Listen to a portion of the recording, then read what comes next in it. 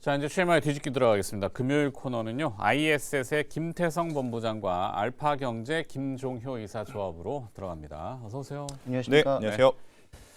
자, 앞에 뭐 대충 얘기는 했는데 두 분의 생각이 또 궁금하긴 합니다. 제일 궁금한 건 이제 외부에서 오는 파고죠. 삭풍이라고 표현을 합니다. 오늘 춥긴 추워요, 사실은. 뭐 봄이 오면은 항상 그 봄을 시샘하는 꽃샘추위도 우리가 비유를 많이 하는데 주식시장이 이제 5,000포인트 국내 증시가 그다음에 이제 뭐 6,000, 7,000 사실 비전이야 뭐 10,000포인트도 우리는 충족되지 않죠. 그러니까 뭐 그동안 워낙 비정상이었다. 정상화를 가는 과정에서 외부의 삭풍을 이겨내기 위한 내부의 힘이 강해지려고 하면은 또 뭔가 화음이 잘 안 되고 정치 얘기는 제가 하긴 싫지만 정치 보면 참 답답하잖아요. 그죠? 그러니까 대미 관세 지금 25% 얘기가 있는데 그걸 또 넘어야 되는데 아직도 지금 절름절름거리고 있고 그게 또 환율로 반영이 되니까 원화 약세가 되고 요건 이제 내부의 문제인데 외부의 문제에서는 변동이 굉장히 큰 자산들이 있어요. 지금 대표적으로는 또 오늘 아침에 크립토 비트코인이 6만 불 초반까지 갔었죠.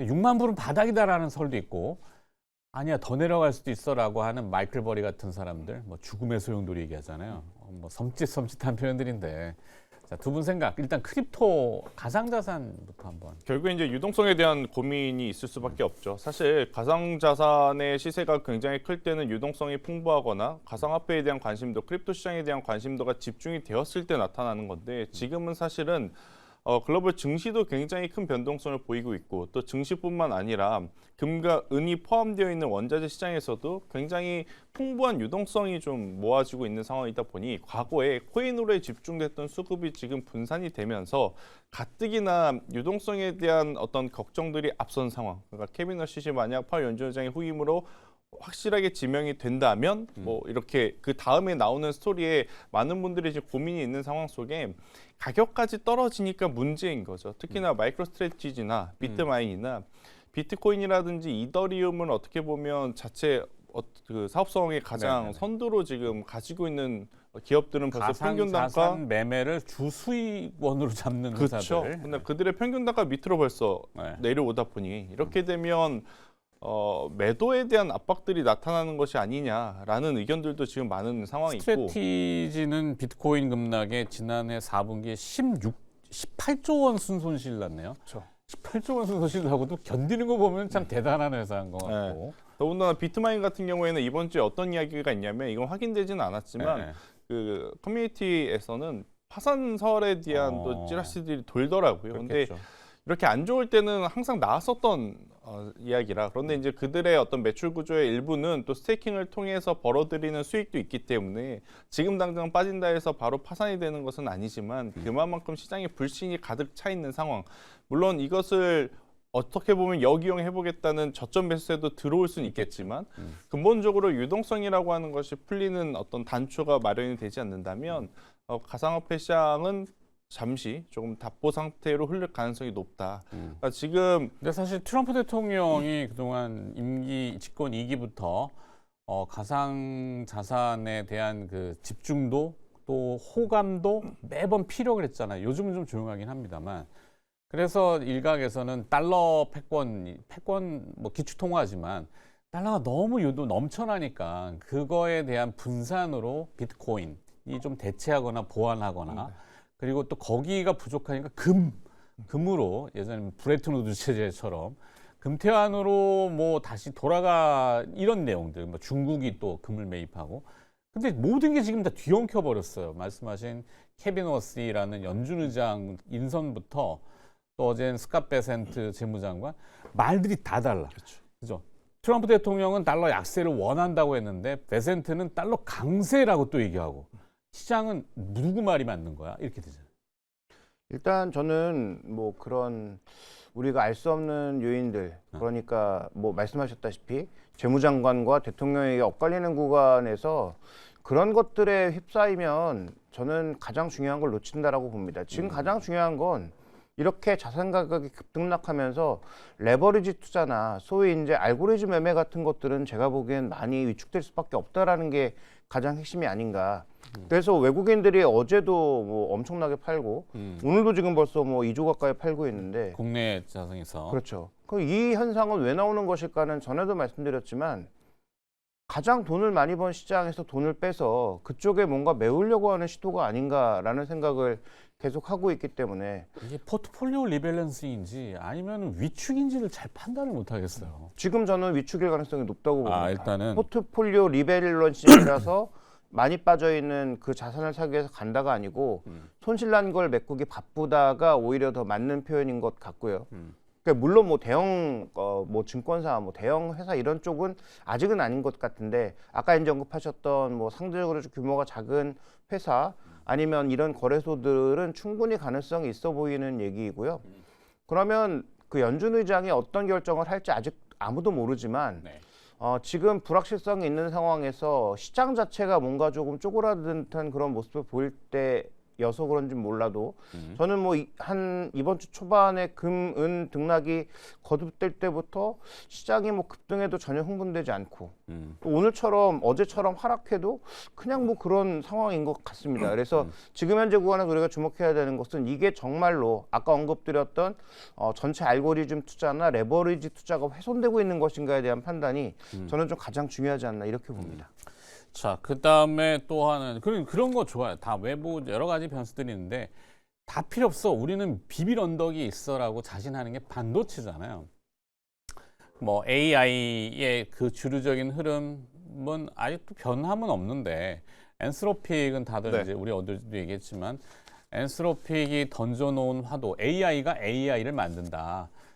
와, 그럼 기존의 소프트웨어들 이런 타격 어제 미국 뉴욕 증시에서도 실제 그렇고 그런 현상이 나타났는데도 하이퍼스케일러들은 더 투자를 해가지고 이번 기회에 그냥 유아 독존 내가 이거 다 먹어버릴 거 이런 개념인지 시장이 그러니까 조금 지친다 이 내용들도 요 AI와 반도체를 좀 풀어봐야 돼요. 그러니까 2주 전에 마이크로소프트가 메타 실적 나왔을 때 방향성이 극명하게 갈렸잖아요. 그게 힌트였던 것 같습니다. 그러니까 캐펙스 투자의 규모는 여전히 늘어나는 것은 당연해야 하고 네.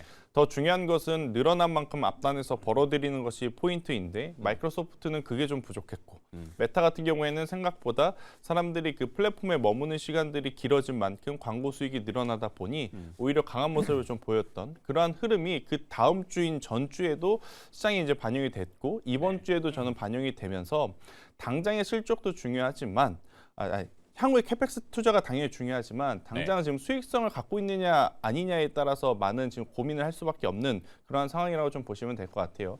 일단 엔스로픽이라든지 소프트웨어 단에 대한 이슈는 이게 불행 중 다행이라고 좀 표현이 맞을지 모르겠지만 우리나라하고는 별개로 저는 봐야 되지 않을까. 우리나라는 결국 제조업의 반도체의 나라이다 보니 삼성전자와 SK하이닉스의 득이 될 건지 실이 될 건지만 판단을 하면 될 것 같다라는 생각이 들어요. 이렇게 되면 소프트웨어 단의 전쟁은 그들만의 리그인 거고요. 그들 안에서 지금 하이퍼스케일러 기업들이 더 투자를 한다는 건 우리에게는 득이라고 저는 볼 수밖에 없어서 물론 이제 레거시의 가격이 지난주 대비해서 약간의 조금 이제 정체되는 모습을 좀 보이지만 여전히 높은 가격을 구가하고 있는 상황이라 우리는 비빌 언덕이라고 하면 결국 반도체이고 그 반도체 안에서 실적을 봐야 된다라는 의견은 변치 않다. 제조업이죠, 제조업. 네. 그러니까 어제 김종현 이사도 시장 마켓에 대해서는 앞서 정리를 했지만 이런 학습 효과 뭐 지난 월요일처럼 급락했다가 또 급반등을 바로 노리는 전략은 부정적 어제 얘기하셔서 오늘 그게 맞았고 그다음에 또 한 가지는 우리가 소프트웨어 강국이 아니라 하드웨어 제조업 강국이라는 거는 오히려 장점이 된다 이렇게 얘기하셨잖아요. 그래도 오늘 소부장이라고 해야 되나 반도체 장비 쪽이 지금 그래도 좀 빠르게 올라와요. 이건 무슨 재료가 나왔는지는 잘 모르겠어요. 뭐 정책적인 지원인지는 뭐 찾아보면 있겠지만 자 일단 지금 그 평택 P4라인 속도를 올린다는 거죠. 그래서 반도체 그 생산량을 P4라인에서 지금 12만 장인가요? 그러니까 추가적으로 원시 물량을 더 생산해낸다라고 하니까 아까 이제 전문가가 살펴봤던 원익 IPS 같은 종목군들이 좀 빠르게 움직인다라고 봐야 될 것 같고요. 네. 근데 그것뿐만 아니라 실적이 괜찮아 보이는 종목군들, 아니 괜찮은 종목군들은 오늘 초반에는 다 같이 밀렸다가 지금 지수가 여전히 마이너스권으로 보이고 있음에도 불구하고 엄청나게 치고 올라오죠. 그러게요. 빠르게 올라가니까 우리 시장 참 화끈해 보면. 그러니까 지금 뭐 선익 시스템 같은 경우에도 전에도 여러 번 설명드렸지만 중국의 3대 디스플레이 업체가 네. 11조씩 모두 투자한다. 그러니까 30조 투자하는데 유일하게 지금 선익 시스템만 이 계약을 통과해서 일정 부분 증차 장비를 제공한다. 그러니까 주가 전혀 안 움직이다가 지금은 엄청나게 폭발하고 있거든요. 네. 오늘 같은 경우에도 그렇고. 그다음에 뭐 최근에 솔더볼 같은 경우 기판 투자 늘어나니까 덕선하이메탈 같은 경우에도 오늘은 밀리고 있지만 최근에 뭐 주가 엄청나게 화끈하게 뭐 올라가는 그런 양상이고 물론 자회사 상장과 관련된 부분도 붙어 있는 것으로 보이지만 말입니다. 그렇죠. 그래서 이런 종목군들의 움직임은 다 개별적으로 나타나곤 있는데 제가 말씀드리고 싶은 핵심 포인트는 조금 쉬어가도 되지 않을까라는 말씀을 계속 드리고 있는 거고. 너무 서두르지 마라. 네, 그리고 지금 신규 매수를 그렇게 강하게 높은 가격에 막 할 때인가에 대해서는 저는 조금 조심스럽습니다. 그래서 올라갈 때 지금 소위 수급의 힘으로 밀어붙인 부분이 양시장 모두 있기 때문에 수급의 힘으로 밀기 시작하면 어제 같은 현상은 언제든지 나타날 수 있다는 거죠. 네. 그래서 지금은 저점에 대한 뭐 시그널 이런 것들 찾아가려고 하시지 말고 저는 오히려 확실히 1분기에 뭔가 좋아질 만한 종목이 있다든지 네. 밸류가 낮은 종목 이런 거 찾아야 되는데 밸류 낮은 종목 포스코홀딩스 저는 뭐 사서 한 1년 들고 가면 될 것 같고요. 네. 그다음에 지금 LG전자 이게 1분기 실적이 나빠질까요? 1분기 항상 실적이 고점인데 이번에는 TV에 전혀 기대하지 않아도 됩니다. 최근에 전기차 라인들이 엄청나게 늘어나고 있잖아요. 네. 그 전장 대부분 누가 할까요? LG전자가 합니다. LG전자 아마 VAS 부분의 실적이 대거 올라와서 1분기는 원래 역사적으로도 실적이 좋은 때였지만 아마 이번 1분기 실적이 굉장히 좋을 거예요. 근데 주가 올라간 거 뭐 전혀 없잖아요. 그냥 그런 종목군들을 저는 들고 있는 현금을 쓰는 기회로 삼아야 되는 게 아닌가. 저는 그렇게 보고 있습니다. 그렇죠. 단기 변동성에 뭐 흥분하거나 휘둘릴 필요 없다. 흥분하는 거는 지금 빨리 사야 돼. 지금 안 사면 월요일날 급등할 것 같아 또 이런 조바심. 그다음에 이제 뭐 흥분하는 건 그렇고 그다음에 하여튼 뭐 그런 것들에 대한 것만 낮추고 호흡만 좀 길게 보면은 사실 어제의 삼성전자가 다르고 오늘의 삼성전자가 다르진 않잖아요. 그렇죠. 똑같은데 주가만 계속 왔다 갔다 하니까. 자, 삼성전자는 우리의 꿈을, 우리의 자존감을 다시 세우는 또 중요한 지표 기업이기 때문에 온 국민의 사랑을 받고 있는데 주식 투자자분들은 뭐 삼성전자 대부분 다 관심들 많으시고 그죠? 근데 저는 시청자분들이 가지고 계시는 반도체 소부장주들은 좀 빠르게 객관적으로 평가를 할 필요는 있다고 보여집니다. 그러니까 삼성전자와 SK하이닉스가 가니까 네. 단순히 따라가는 기업 이건 아니고요. 그런 종목분들은 이번 주에 하락 변동성 나올 때 굉장히 크게 또 밀릴 겁니다. 그리고 회복할 때는 그들만큼 또 회복하지 못하고요. 그래서 적어도 4분기 실적을 열었을 때 삼성전자, SK하이닉스가 저렇게 앞단에서 돈을 벌었는데 같이 돈 번 기업에 집중을 해야지. 네. 그렇지 못한 기업들은 저는 빠르게 리스크 관리하는 게 맞고. 대통령도 강조했잖아요. 분배의 문제, 성장의 과실, 특히 이제 과라고 하는 성과를 좀 공평하게 갖으면 좋겠다. 그러니까 대표적으로 섹터를 보면 저는 반도체 테스트 쪽에서 한번 힌트를 찾아보자. 그러니까 리노공업과 ISC 같은 경우에는 이미 조금은 부담스러운 위치까지 올라왔다고 보여지지만 또 그 하위단에 있는 TSE와 같은 기업들은 여전히 지금 좋은 밸류에서 좋은 흐름을 보여주고 있는 상황. 또 이쪽은 프로브카드 국산화를 통해서 HBM뿐만 아니라 디램, 낸드까지 다 한다면 테스트 소켓 쪽도 굉장히 영업이익률이 높습니다. 그런데 이제 리노공업이 영업이익률이 평균적으로 40%가 넘는 반면 TSE 같은 경우에는 이제 두 자릿수로 올라온 상황이라 누가 더 올라갈 가능성이 높은가라고 하면 또 TSE도 한번 보는 것도 네. 나쁘지 않겠다. 저는 이렇게 설명드리겠습니다. 그래요. 글로벌 경쟁력을 가진 장비들, 회사들 더 키워야 되고 그 회사들의 주가도 더 각광받아야 되고 이렇게 된다고 보고 아까 이제 김종민 의사는 포스코홀딩스하고 LG전자를 좀 콕 집어서 얘기해 주셨고 김태성 본부장은 기업은 뭐 몇 가지 쭉 연결해 주시네요. TSE. 네. TSE. 네. 자 그리고 또 한 가지 어제 소비주에서 또 정책 변화가 하나 있었죠. 뭐 옳다 그르다를 얘기하긴 그런데 소비자 입장에서 보면은 뭐 다양한 경쟁 회사들이 있는 게 좋잖아요. 근데 저는 어제도 잠깐 말씀드렸던 것 같은데 쿠팡을 누르는 방법은 쿠팡을 압박하는 것도 있지만 그렇죠. 경쟁사를 키워서 쿠팡을 압박했더니 미국에서 압박이 지금 들어오잖아. 그렇죠. 네. 그래서 뭐 23일인가요? 그때 네. 뭐 미국 청문회 하원에서 청문회한다 뭐 이런 얘기가 그렇죠. 나오고 있는 상황이니까 자연스럽게 시장에 맡기면 소비자들의 선택이죠. 그렇죠. 그래서 지금 뭐 쿠팡은 고용 인구도 그렇고 여러 가지 조금 민감한 상황들이 많아서 네. 정말로 우리가 원하는 대로 결정을 하기가 어려운 상황이니 그렇죠. 그러면 쿠팡에서 사람들이 빠져나올 수 있는 다른 무언가 플랫폼을 만들어주면 그게 가장 좋은 그림이기는 하죠. 그래서 대형마트의 24시간 배달 규제, 그냥 규제가 있는지도 그는 물론 대형마트에 휴무제가 있는 거는 들었던 것 같은데. 그 새벽 배송을 할 수는 있는데 배송은 가능하되 10시부터 저녁 12시부터 아침 10시까지 일을 할 수 없도록 만들어놔서 근로 시간 때문에 그런. 네, 그러니까 새벽 배송이 되는 그 지점이 몇 개 없는. 아, 그래서 지금 만약에 이제 이마트에 그걸 열어주면 네. 이마트 점포 하나하나가 다 쿠팡 물류센터가 될 수 있는 그런 형태잖아요. 그렇죠. 그러다 보니까 이제 그 배급사 정도만 잘 붙여서 품목만 대한통운만 다양해진다면. 네, 붙여서 만약에 한다면은 그러면 쿠팡의 상당 부분을 대체할 수 있는 효과이기 때문에 경쟁력 있죠. 그러니까 다수의 기업들이 생기는 게 맞잖아요. 그죠? 그렇죠. 어떻게 보면 쿠팡이 그 초반에는 우리나라의 직원들을 전부 변호사로 깔았거든요. 네.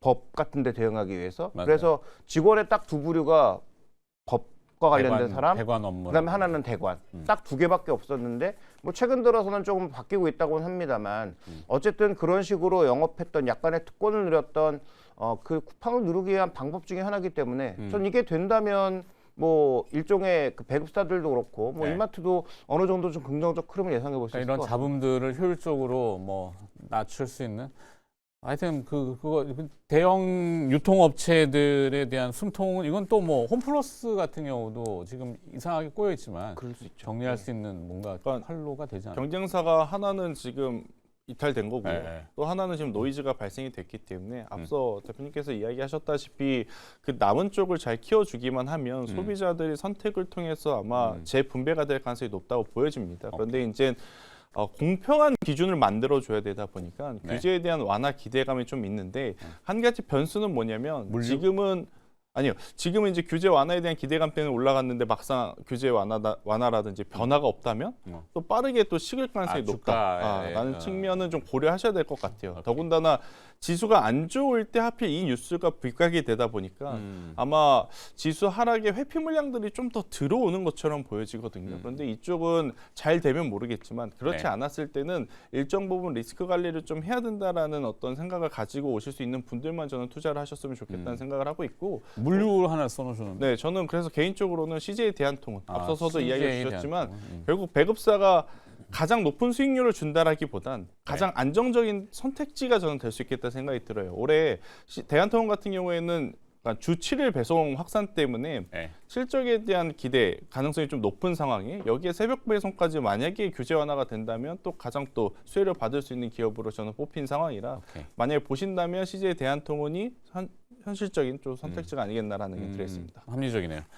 김종현 이사는 이마트와 신세계라고 하는 대형 유통업체들의 또 하나의 기회가 열린 거라서 주목. 그다음에 김태성 본부장은 물류 쪽으로 CJ 대한통운 이렇게 얘기해 주셨습니다. 네, 끝내랍니다. 끝내야 됩니다.